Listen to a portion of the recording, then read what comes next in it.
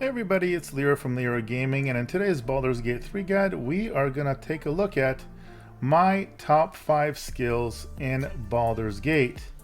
Now please note, this is my personal opinion, and hence it is subjective. This is my top 5 list based on my experiences and thoughts. Yours may differ, and in fact, I think that at least one of these on this list is going to surprise you.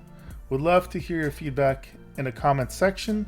So let me know if you agree or disagree with my choices.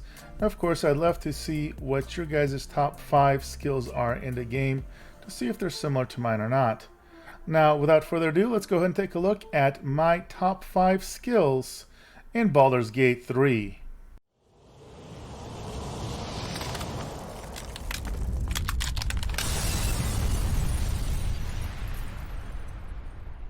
Alright guys, the first of my top 5 skills in Baldur's Gate 3 is definitely going to be Perception. A universally useful skill. By definition, this wisdom skill lets you observe your environment and spot hidden details. This is a very short description, but it really connects with a lot of situations. We're talking about everything from hiding spots for extra loot, to maybe secret passages that if you don't pass a check you're not going to find, or potentially finding traps on treasure chests or as you travel. All of these elements can be everything from an inconvenience where you could take a lot of damage all the way to completely missing out on specific powerful items in the game, or even have full inaccessibility to certain parts of the game that, while they may be optional, can be very beneficial to you. So if you want to make sure that you get access to as much content as possible, you cannot go wrong with having one or multiple characters. Make sure that they are highly skilled in perception. Alright guys, number 2 on my list is Sleight of Hand. This is a dexterity based skill, and while the name may make you think that this is all about stealing things, the reality is you can go throughout the whole game and never steal anything and still make this one of the most useful skills in the game. And that's because this is all about unlocking locks, both for doors as well as for treasure chests, but also disarming traps. Once you finish finding traps or special compartments potentially with perception, there's a chance they may be locked and or trapped. And if you don't have a good sleight of hands, then you're not going to be able to deal with them very easily. Now, on top of that, as a bonus, if you do want to be a little more evil and mischievous, you can definitely use it to pickpocket individuals and NPCs and make a ton of money utilizing it. So you can either double dip on that side of things, or if you're going through a good playthrough, it's still one of the top 2 best skills in the game, bar none, in my opinion. Alright guys, number 3 on my list is Persuasion. It is a charm-based skill. It's all about turning on the charm to coax and cajole people. Now, I will say that there are a lot of situations where you can choose to do a persuasion action, intimidation action, or deception action to get semi-similar results as far as getting your way. However, I have found that for most people, if you're going with a quote-unquote good playthrough, or you want to have a skill that's going to be used in the most amount of situations to get a positive outcome, as opposed to just something funny or cruel, then Persuasion's gonna be the most useful to get either out of bad situations, get a lot of EXP but avoid combats, or just get extra potential items, loots, or access to elements that you wouldn't otherwise. Well, Persuasion is the skill for you.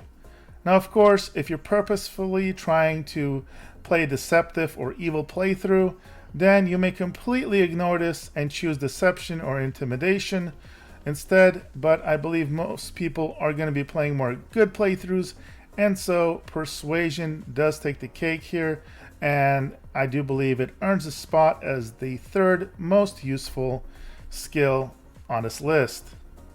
Alright guys, number 4 is a bit of a tie, and you'll see why. I'm counting this as one option because it's gonna depend on what your primary statistic is. And that's choosing between acrobatics or athletics. Athletics is strength-based, acrobatics is dex-based. Now, the reason this is ranked this high is for the same exact reason, and that's helping you resist being shoved. If you've played the game at all and noticed its verticality, you have probably either in videos or through experience realized the power of being able to shove people, shoving off cliffs, into dangers, etc. If you can shove, that's great, but more importantly, if you get shoved, you can also meet the same demise of getting pushed off cliffs and ledges where you can insta-die or take a ton of damage or just get dispositioned. So if you can resist being shoved, that is winning. It is a major part of combat, and this is exactly why, if you're strength-based, I think athletics is extremely important to have. And if you're dex-based, then acrobatics is extremely important for you to have to minimize the chances that you get shoved at the wrong time and hence lead to some very, very bad situations. Let me know if you think you agree or not. This was at least one of the two areas that I thought people may have different opinions. And then we have number 5, and I do feel this one may be the most controversial, but I personally think that insight is extremely potent. It's a wisdom-based skill. You read people and situations and detect lies. The reality is that this game has a ton of great story. You are going to be spending time in conversations almost as much as you may be traveling around or in combat.